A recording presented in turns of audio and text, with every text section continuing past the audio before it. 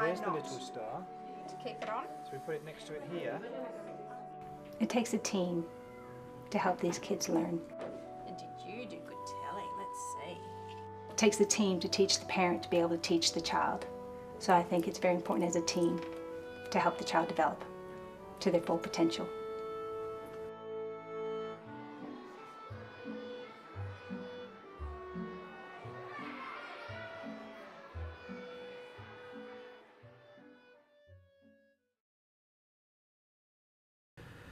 Speech and hearing is important to the West Australian community because without agencies like ours, so much of our human potential is lost.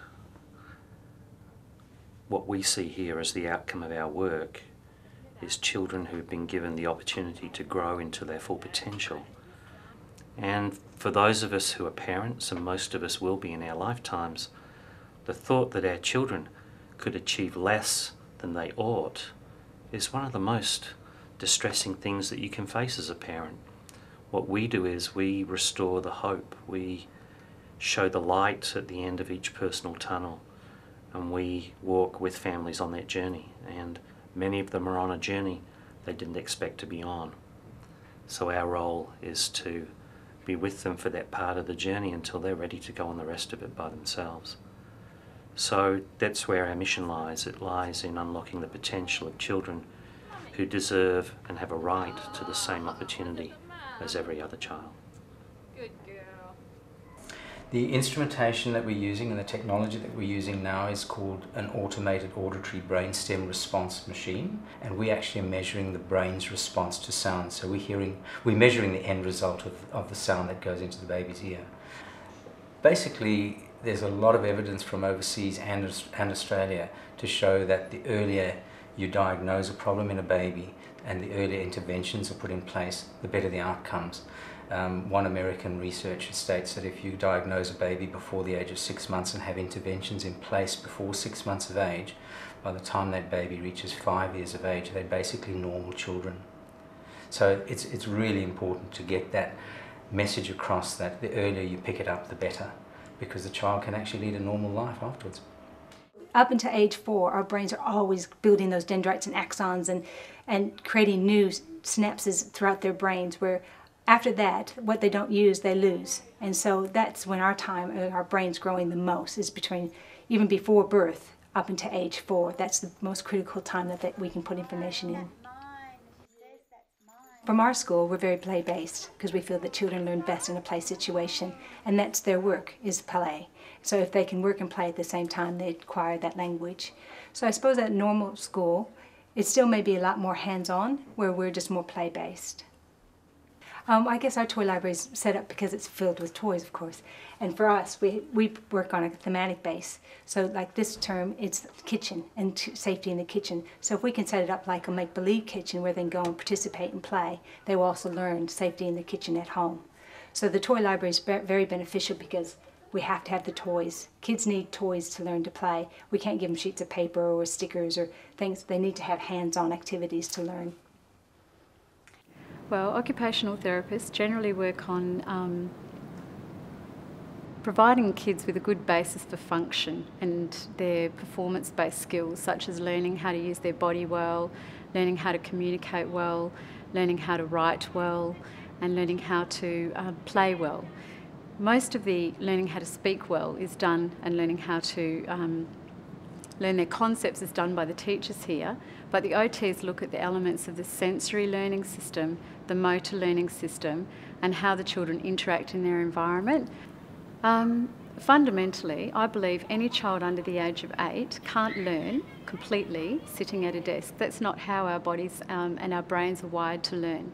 Young children need to get active, they need to do, they need to experience, they need to move. They need to feel what it's like to be a little bit challenged in their body and to come back to that safety zone. They need to use their muscles in a big, wide variety of ways so that they can learn control.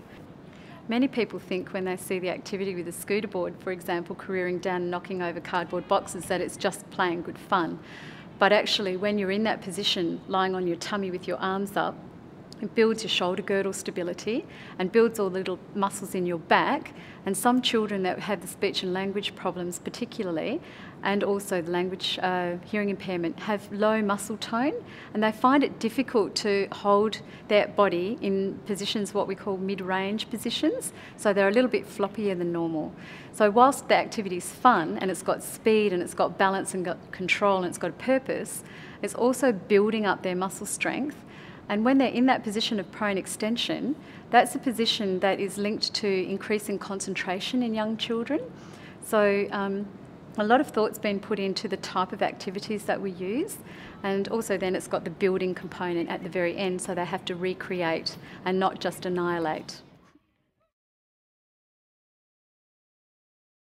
Well, I'm the psychologist here, so I'm helping all of the families and the kids with their social, emotional and development and behaviour management for the families if they've got any difficulties with their children in that area. And I guess that one of my biggest roles here is helping them to get to that point where they can accept that this is what's happening for them and then take on all of the new learning that they've got to do with their children, which, as I say to them, is like doing a PhD because they've never done anything like it before. And so they have so much to take on board, which is all the learning and the language and the listening and the teaching and the hearing aids and maybe an implant and surgery and hospital and all of those things. But we've also got to stop and say, how are you feeling about that? How's that going? You know, when you put the child's hearing aids for the first time, how's that go for you? You know, what are you going through? And I always say to them, you know, I've got this room and it's full of tissues and you can just come in here and just go crazy and just get out what you need to get out, because there's not many chances in your life where you get to stop and feel what you're going through. And hopefully we help with that. We were at an extremely low point in our life when we discovered the Speech and Hearing Centre. Jack had been experiencing a progressive hearing loss and it wasn't being diagnosed in the country town that we were in. We had recently had Samuel as a baby who had a heart condition, so he was in hospital as well. And so that on top of going nowhere with Jack's language progress, that's when we searched out alternatives, and we discovered the Speech and Hearing Centre in Perth. Just fantastic, like a cotton wool for our family. It was exactly what we needed. We've since relocated to Perth to access the Speech and Hearing Centre because their role in Jack's language development has just been pivotal. He was a child who had no language at 4 and is now age appropriate in his class and doing extremely well. When they grow up, we just find that if they've got a good communication system, then they can fit in fine in the classroom and they'll get their supports there, and they usually need the support. We're finding less and less support is needed as they're diagnosed younger, and as they're getting support in early intervention, they need less support as they go through school. But they usually need some bit of extra, even if it's just the teacher wearing the FM, and then we find that as they go through, they're really doing very well and they're communicating great with their classmates. When the children are ready for primary school, the parents have a choice if they would like them to go to a local school or to whatever school they'd like them to go to, and the centre has outposts or support units out at 5 schools. So the parents can choose if they want to go to a primary school where there's a support unit. So we have teachers the deaf and some teachers' aides at these schools to support the children in mainstream classes. Jack, could you tell me about this one? It's a penguin and it shouldn't have pictures or painted on him. They have to be very focused in their listening, and it's a conscious decision to listen, and it can be very tiring. So at the end of the day, you know, they've been concentrating on the teacher or whoever's been talking, and they can be pretty exhausted by the end of the day because it's hard work. Most of us unconsciously listen, but these kids work hard at it. I think for all humans across the globe, everything is about communicating with your fellow human being. So if it's not there, then it's all about isolation, and you'll see people that have grown up in isolation, and for them socially and emotionally, it's a really, really difficult life. I spoke to a very prominent psychologist in our field a couple of years ago.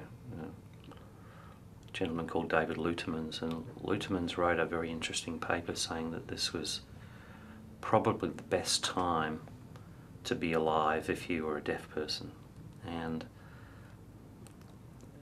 partly because newborn screening in our hospitals means hearing loss is detected much earlier than it's ever been in history, in human history. And also that cochlear implants offer an intervention that's never been available in human history. So, whereas in the past, children with profound hearing loss may have been better off using sign language, it may have been the only feasible option for them. Cochlear implants and earlier detection have meant that there is virtually no deaf child now who has to sign. The opportunity of acquiring spoken language, good spoken language, is now available to almost every deaf child. So it's a different world now for people whose children are born deaf than it's ever been in the field of human history.